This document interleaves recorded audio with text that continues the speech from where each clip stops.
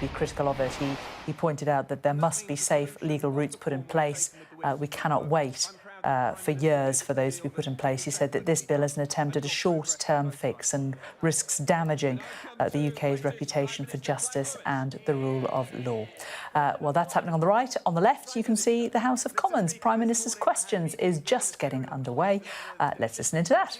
In this House, I shall have further such meetings later today. Clive Lewis. Thank you, Mr. Speaker. 2 years ago, I raised the case of a Norwich Army veteran. In such agony, he was forced to pull out 18 of his own teeth because he couldn't get access to a dentist. The grim fact is, despite repeated promises from the Prime Minister, Norwich and Norfolk remain dental deserts. So, Mr. Speaker, dentists excel at extracting rotten teeth. So will the Prime Minister agree with me? The only way my constituents will see results is when this rotten government is extracted from office and replaced with a Labour one.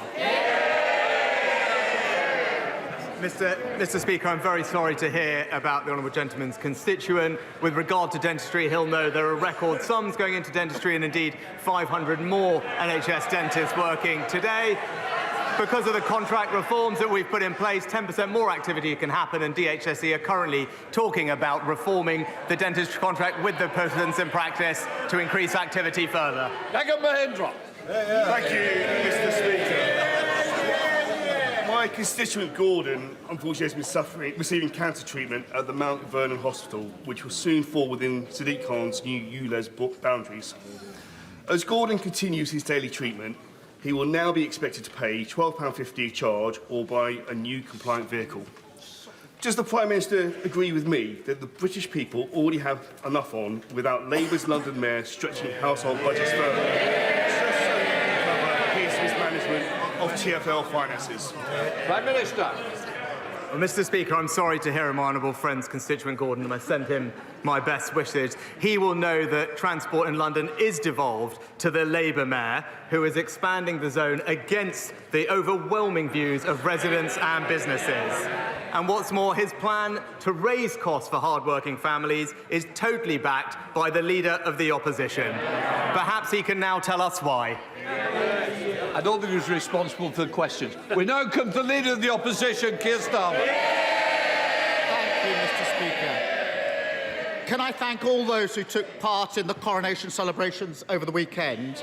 And can I also take this chance to wish all the very best to my brilliant and talented constituent, May Muller, who is representing the UK at Eurovision in Liverpool this weekend. The whole country is behind you, May. Now, Mr. Speaker, this time last week, the Prime Minister had to correct the record on misleading claims he made about employment numbers. Can he provide a further update? Now he's cost 1,000 Tory councillors their jobs. Mr. Speaker. Mr. Speaker, let me pass on my best wishes to May as well for this weekend Eurovision.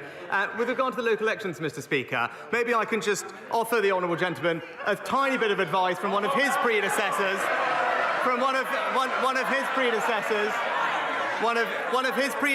Tony Blair, who I was reading the other day. What did Tony Blair? He said the right honourable gentleman can be as cocky as he likes about the local elections. Come a general election, policy counts. And we know, Mr. Speaker, the problem for him is he doesn't have any. The Prime Minister said he was going to lose 1,000 seats, and then he managed it. After 13 years, a Tory promise they actually haven't broken. And this is the Prime Minister who's only had to fight for two things in his life. Last year, he lost a Tory beauty contest to the member for South West Norfolk, who then lost to a lettuce. Last week, when he finally came into contact with voters, he lost everywhere. No matter who the electorate is, the Prime Minister keeps entering a two-horse race and somehow finishing third. Given his track record, who does he think he's actually got a mandate from? Mr. Speaker, it's a bit rich to hear about mandates from the person who's broken every single promise he was elected on.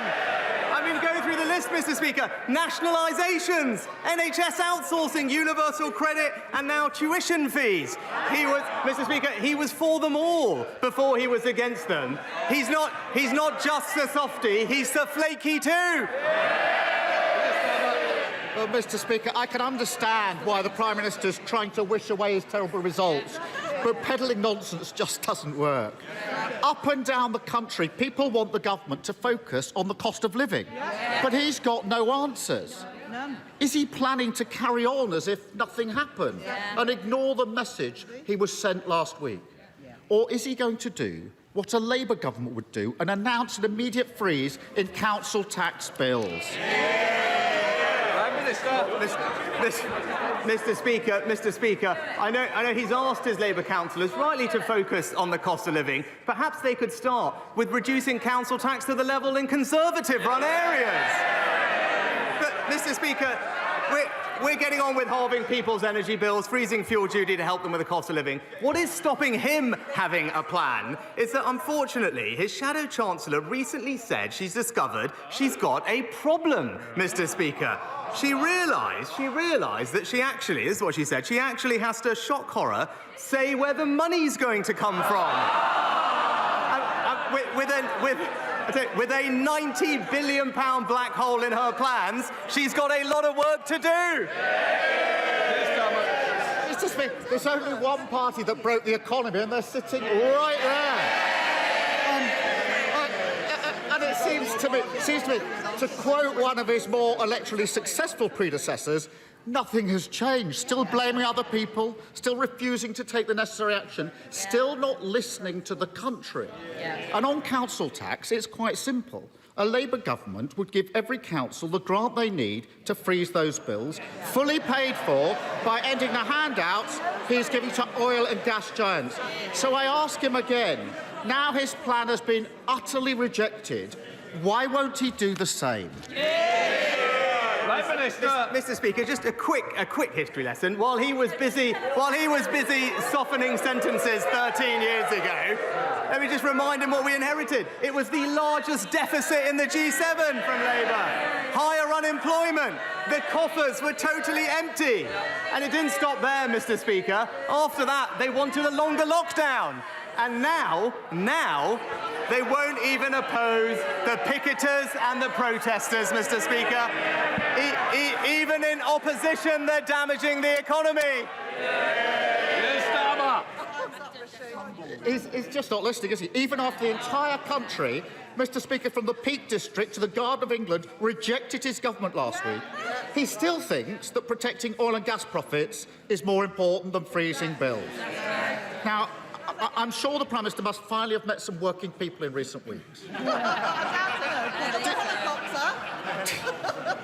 Did any of them understand why he insists on protecting his precious non-dom tax status rather than scrapping it and using the money to train thousands of doctors and nurses?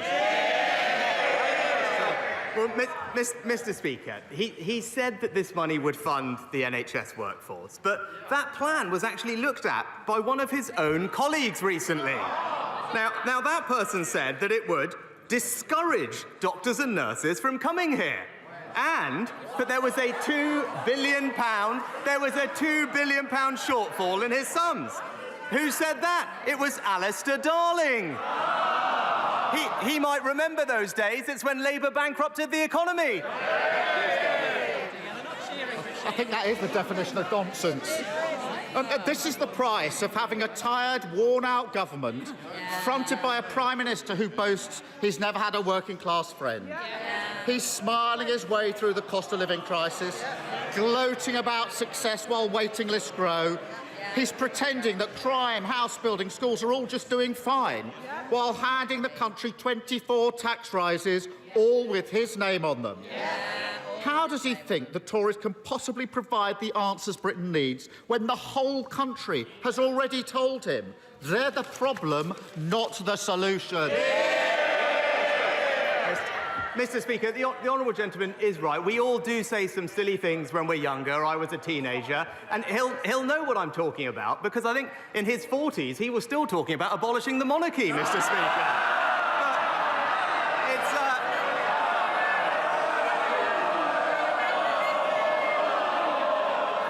But it's Prime Minister.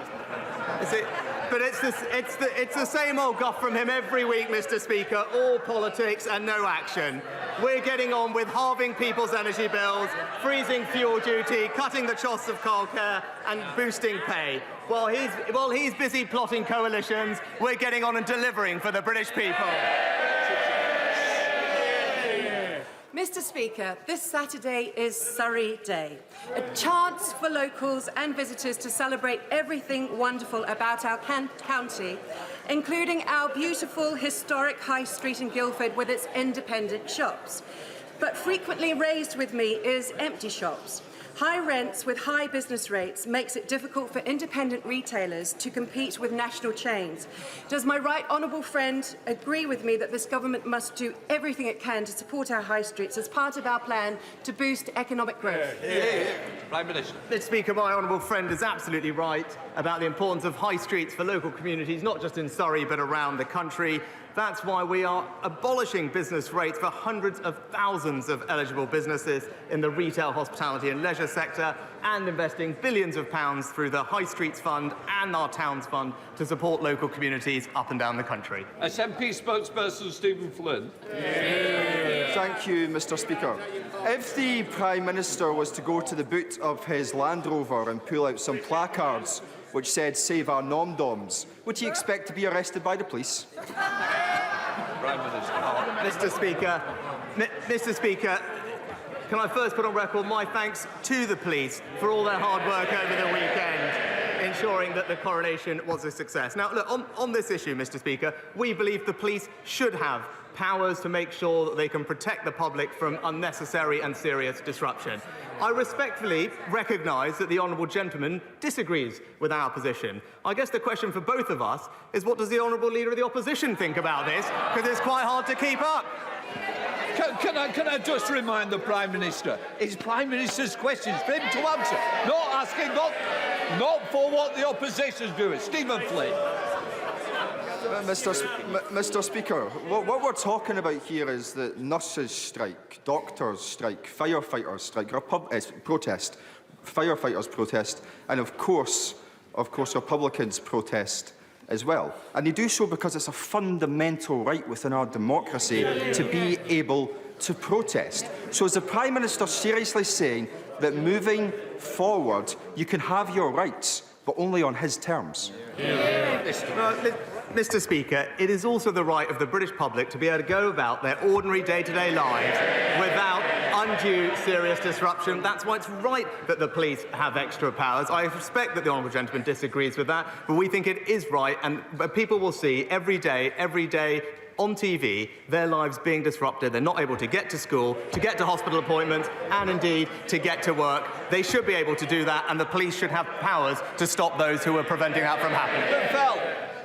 Thank you, Mr. Speaker. It was an honour to welcome the Australian Prime Minister to Barrow last week so he could meet some of our fantastic apprentices, see the submarine programme and reaffirm his commitment to the AUKUS programme that will deliver thousands of jobs in my constituency and keep our nation safe. But what was a national endeavour is now an international one, and it's going to require a whole-of-government approach to get it over the line and deliver it well. So with that in mind, could I invite my right honourable friend to Barrow to see the programme for himself, and also to meet with me to see how we can best leverage the opportunities from this for the people of Barrow for generations to come?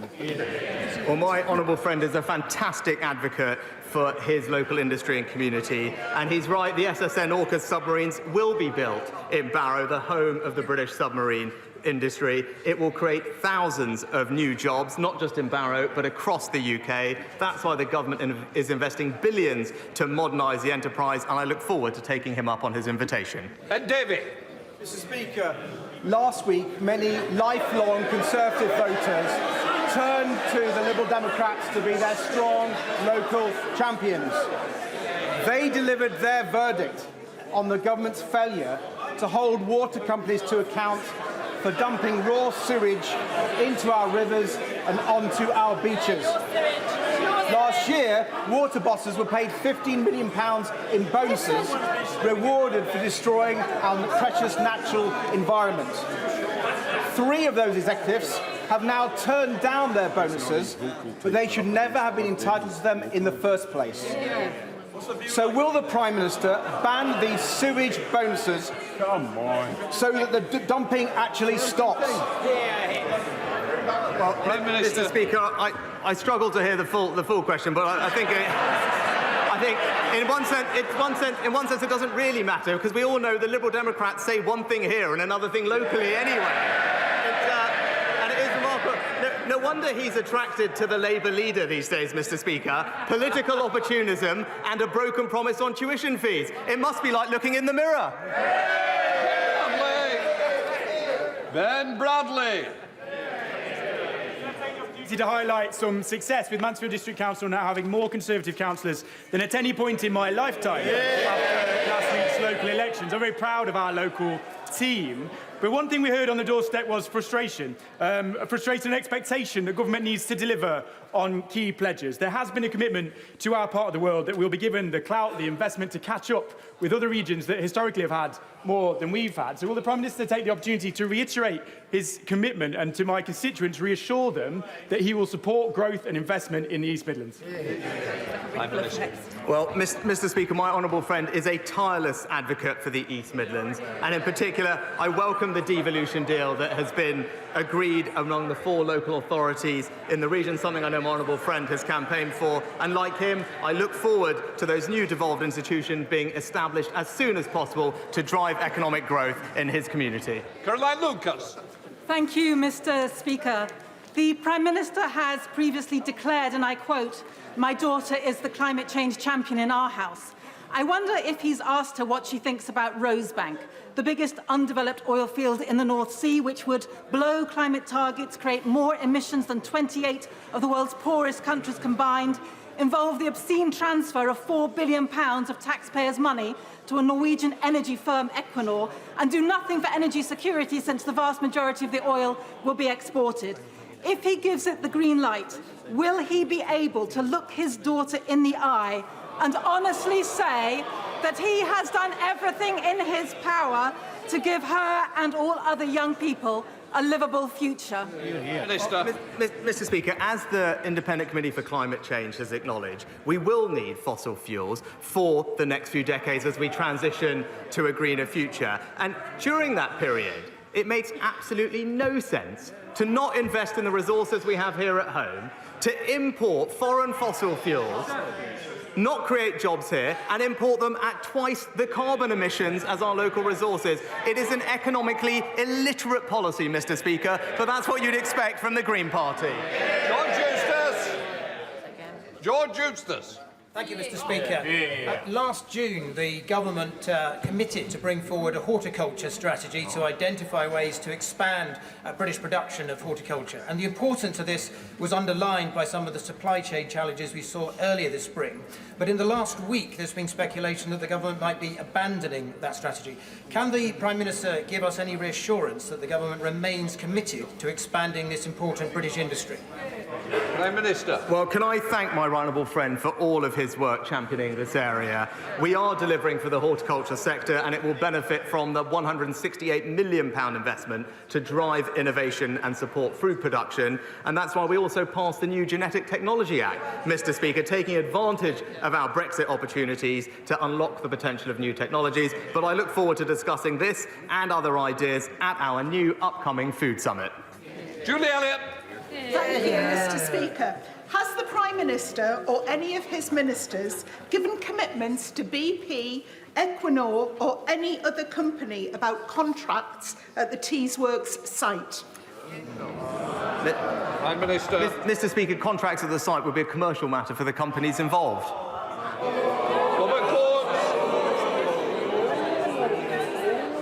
Mr. Speaker, our farmers provide our food and our countryside's future. But there's concern among some Oxfordshire farmers that the new schemes under DEFRA's Agricultural Transition Plan aren't ready for farmers to access them to make up the shortfall from the basic payment scheme. Will my right honourable friend push his colleagues in DEFRA to roll out the rest of the SFI standards as soon as possible and to consider double stacking SFI and countryside stewardship payments to ensure that Oxfordshire's farmers get the support they need?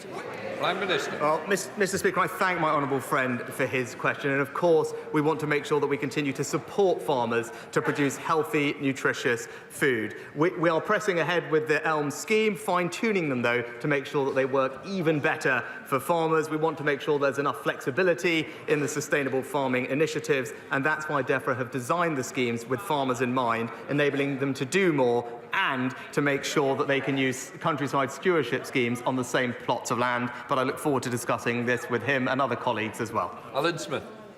Thank you, Mr. Speaker. In Stirling, we've got a really potentially very exciting development at Forthside on former Ministry of Defence land, and sadly the development's got a bit stuck over a dispute about the costs of the decontamination of that land.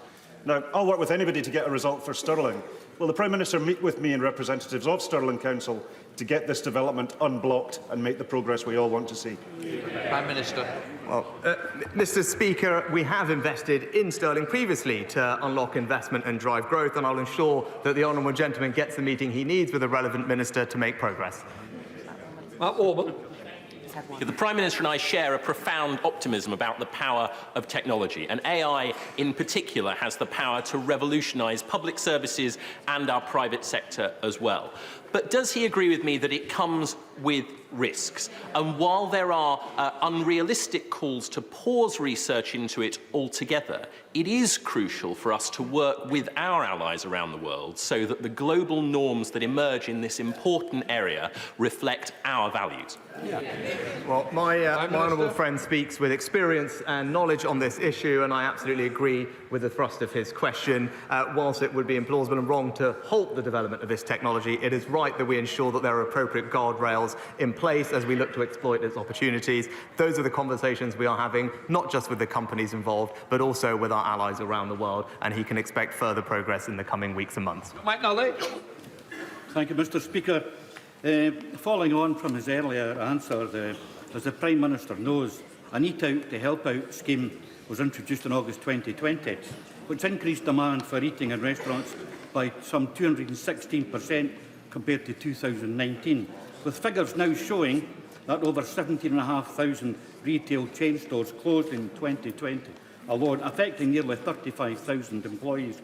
Would or has the Prime Minister considered a similar scheme for bricks and mortar retail, bricks versus clicks if you like, as part of the wider plan for regenerating local high streets and town centres? Well, Prime Minister. Mr. Speaker, the way that we are supporting high streets and town centres is through making sure that we cut business rates in England. Obviously, the Scottish Government will receive Barnett consequentials from those actions, but now hundreds of thousands of local businesses on our high streets don't pay any business rates at all. And on top of that, through the Levelling Up Fund, Towns Fund and others, we're investing directly in local communities. Indeed, in his own, where I know council leaders described our investment of £19 million as very welcome and a real boost for the economic recovery. Maggie Through. Mr. Speaker, my right friend recently scored a very rare own goal by backing Stockton Football Club in the Northern Premier League East Playoff Final, which eventually saw Long Eaton United win on penalties. In the interest of good sportsmanship, will he now congratulate Ian Deakin and his team on their resounding victory, wish Long Eaton United every success in the league for next season, and join me at Grange Park to cheer on Long Eaton United for the next season and wish them luck every season in the future? Yeah, well, Mr. Speaker, can I join my honourable friend in congratulating her local football team and all involved in their stunning success. I'm not sure if I'll be able to join her in the immediate future, but I do look forward to seeing them go from strength to strength, much as the fortunes of my own team, sadly, are not in the place I would like them to be. Jamie Stone. Thank you, Mr. Speaker. The Prime Minister may well have seen the astonishing sight of a former Scottish Government Minister standing up in the Chamber of Scottish Parliament and tearing up, literally ripping into pieces, the Scottish Government's highly protected marine area proposal. This proposal is deeply controversial all over Scotland and has even led to it being compared with his second Highland clearances. Is this not now the time? Is this not now the time for the UK Government to step in and work with the devolved... There you have it. Mr. Speaker, I will not be silenced because it matters... This matters deeply to my constituents. Deeply. Is it not time for the UK government to step in, work with the devolved administrations to come up with a scheme that works and is acceptable, a conservation scheme that is acceptable in our fishing communities all around the UK? Well, the honourable gentleman makes an excellent point, and he is a passionate champion, as he should be, for his local fishing communities. And he's right to highlight the concerns that have been raised, not just by them, but by members of the SNP's own party, about the potentially damaging impact of their plans to introduce the highly protected marine areas in the way that they are. I would encourage the SNP government to continue working with the Scottish fishing industry and coastal communities to understand their concerns, and as we've seen them recently U-turn on other poor thought-out decisions, hopefully they can relook at this one too. Manchester. The United Kingdom has a strong, deep, multi-dimensional relationship with Pakistan. And there are over 1.5 million British Pakistanis here, and many of them are dual nationals, as am I. The Prime Minister will have seen the scenes coming out from Pakistan, the civil unrest where people have lost their lives due to the detention of the Prime Minister, Imran Khan. There are real concerns about the circumstances of his detention and the right to have a fair trial. The United Kingdom has in the past sent observers to hearings around the world to ensure natural justice is done. Has the Prime Minister considered that? If not, will he consider it? Prime Minister. Well, Mr. Speaker, I thank my honourable friend for his question. The UK, of course, has a long-standing and close relationship with Pakistan, and this weekend, especially as Commonwealth partners. The arrest of the former Prime Minister is an internal matter for Pakistan. We support peaceful, democratic processes and adherence to the rule of law, and we are monitoring the situation carefully. Carolyn Harris. Thank you, Mr. Speaker. A little boy has gone to school today in shoes that don't fit him because his parents can't afford new ones. A little girl had water on her cornflakes because her mum had no money for milk. These are real stories from Faith and Families, a charity in my constituency that deal with poverty every day. Poverty that is causing prolonged shame and leading to a mental health crisis. Faith and Families are worried about these kids. I'm worried about these kids. If the Prime Minister is worried about these kids, what's he going to do about it? Mr. Speaker, we don't want any child to grow up in poverty, and that's why I'm proud that there are 1.7 million fewer people living in poverty today than in 2010 because of the actions of this and previous Conservative governments. That includes hundreds of thousands of children. And we are providing incredible support to the most vulnerable in our society as we speak. Just last week, the first of our cost of living payments went out, £900 to help the most vulnerable families in our society. Those are our values, and we will keep supporting them as the inflation remains high. Alan Cairns. Thank you, Mr. Speaker. Earlier in questions, the Leader of the Opposition sought to draw attention to council tax rates and council tax increases and offering some crocodile tears in the process. Can I draw attention to the Prime Minister's attention that whereas we have seen 43% increase in council tax rates since 2010 in England, the increase in Wales has been a staggering 67%. So therefore, is it not the case we should be looking at what Labour do rather than what Labour say? My right honourable friend makes an excellent point. The Leader of the Opposition is very fond in telling us that Labour in Wales is his blueprint for how he would like to run the country. And as we've seen, all it means is higher bills for hard-working British families. Shepherd. Thank you, Mr. Speaker.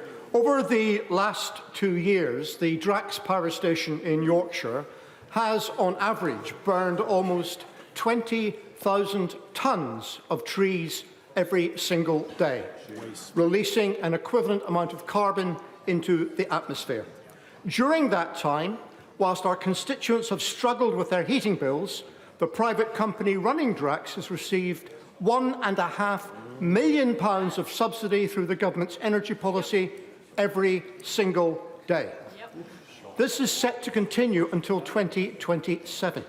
Can I ask the Prime Minister, will he step in and review this grotesque distortion of energy policy, which incentivises deforestation whilst making no contribution to tackling the climate emergency? Prime Minister. Well, Mr. Speaker, while not being able to comment on the contract details of one particular company, what I can say is that our record on this issue is that since the benchmark was established, emissions in this country have fallen by almost 50%, whilst at the same time we've grown the economy by 2/3, not something I know the SNP government is as focused on as we are, but at the same time, because of the way that we regulate new and renewable energies, we've seen the price of renewables like offshore wind decline from £140 an hour to around 40. That shows a regulatory system that is working in delivering lower cost renewable energy for British families. Mr. Costa. Thank you, Mr. Speaker. Plastic pollution is a scourge of modern-day society. My 10-minute rule bill seeks to have microfibre, microplastic filters fitted in all commercial and domestic washing machines, legislation which France and other countries have already moved forward with. Will the Prime Minister, who has already done an enormous amount in tackling plastic pollution, will he organise a meeting between me and the stakeholders, particularly washing machine manufacturers, with the Secretary of State to discuss this very important issue? Prime Minister. Well, Mr. Speaker, we want to tackle microplastic pollution wherever possible, which is why we introduced a microbead ban and a tax on plastic bags. I know my honourable friend has campaigned for filters on washing machines, but he will also know they can be costly to install. DEFRA have outlined plans to make sure that we can use more filters, but I will ensure that he gets the meeting that he needs with the relevant minister to discuss this important matter further. Stephen Morgan.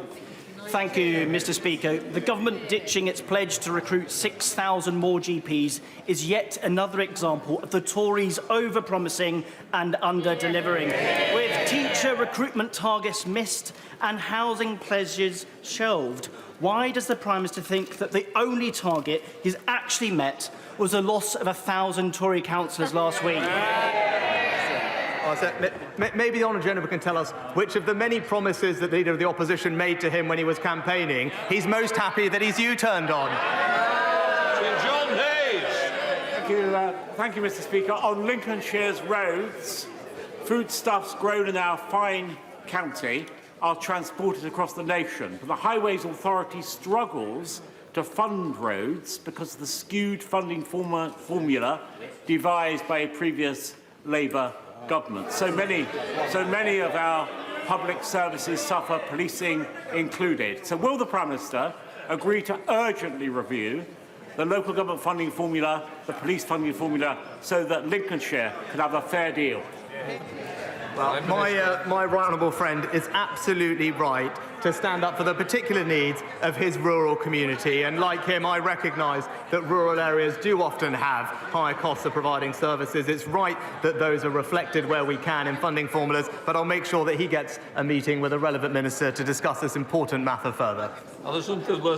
Thank you, Mr. Speaker. 13,450 prepayment meter vouchers have gone unclaimed in my Glasgow Central constituency at a value of over £887,000. Across Scotland, £16.5 million is unclaimed. The Prime Minister's Energy Bill Support Scheme is failing if money which could be helping our vulnerable constituents is resting in his government's account.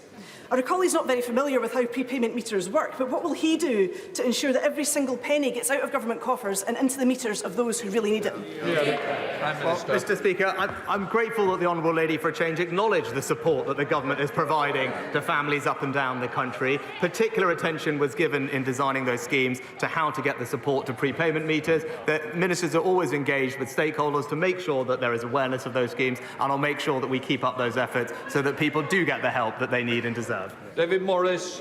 Thank you very much, Mr. Speaker. Mr. Speaker, it's very interesting that the Leader of the Opposition says about keeping council tax low when the Labour Party voted to increase Morecambe Town Council from historically £400,000, £200,000 to £2 million. So on that basis, I'd like to meet with the Prime Minister to see where we can find government time to cap parish councils from doing this sort of abhorrent behaviour. Mr. Speaker, my honourable friend is right to highlight that council tax in Labour areas is higher than that in Conservative areas, which is not right at a time when there are pressures on the cost of living. I look forward to meeting him to discuss his plans to keep British families' household bills as low as they can be. John Speller. Thank you, Mr. Speaker. Dozens of Sudanese doctors who'd been working in the NHS were stranded and not allowed to return here. Last week, the Minister told us here that the Prime Minister took the decision to get them back. So why hadn't such a straightforward decision been made much earlier by the Home Secretary or the Foreign Secretary? Is it because he's an obsessive micromanager, or is it that his ministers are just not up to the job? Which one is it, Prime Minister? Mr. Speaker, the honourable gentleman is completely wrong to describe as straightforward a complex and dangerous evacuation in a war zone. And actually, it is actually the case that everyone involved deserves enormous credit for conducting what was the longest and largest evacuation of any Western country from Sudan. During that process, it was right that we moved deliberately and carefully to ensure the security of everyone involved and to prioritise British nationals and their dependents. Now that the operation is complete, we can look back and thank everyone for what was an incredibly successful operation. Dr. Luke Evans. Thank you, Mr. Speaker. Since 2010, violent crime has dropped by 38% and neighbourhood crime has dropped by over 50%. But one crime that has gone up is fraud. Now, many of us have dealt with constituents who've struggled with fraud. What is the Prime Minister going to do about it? Prime Minister. Well, Mr. Speaker, my honourable friend is absolutely right. 40% of all crime now is fraud. It's damaging for people's well-being as well as harming their finances, which is why the Home Secretary and I just recently launched a new plan to combat fraud with significant new investment, hundreds of new officers to tackle it, and action on social media companies to empower people to take action and to stop fraud happening in the first place. It represents the most comprehensive plan to tackle this issue, and it will make a big difference to families everywhere. Final question, Sir Keir Starmer. Thank you, Mr. Speaker. On Friday, a young man with brilliant potential who was 16, Renell Charles, was brutally murdered on his way out from school in my constituency in Walthamstow. Yesterday, a 16-year-old boy was charged with his murder. Renell's family are heartbroken. Children in my community... This is sub judice, so rather than go into detail, Stella Creasy. What I'm saying is those children are terrified to go to school. Their parents are frightened to let them, and the teachers are at their wits' end. They've asked me to come here today, Prime Minister, to beg you to make the epidemic of youth crime in our country a national priority. So will the Prime Minister meet with myself and representatives from my local community to talk about how we can get the mental health and mentoring support these young people need so that every young person in our country has that future they deserve? Well, Mr. Speaker, I hope my honourable friend, I know the whole House will join me in expressing our sympathies and condolences to Renell's family for what's happened. She's absolutely right. We should do everything we can to tackle violence and murders against young people in particular. I'm pleased that knife crime has fallen by almost 10% and serious youth violence has fallen by 24% in the last few years. That's because we are giving the police the powers they need, whether that's stop or search, increasing jail terms and confiscating around 90,000 weapons. Of course, we will always look to do more to make sure that our streets are safe for our young people. All for now.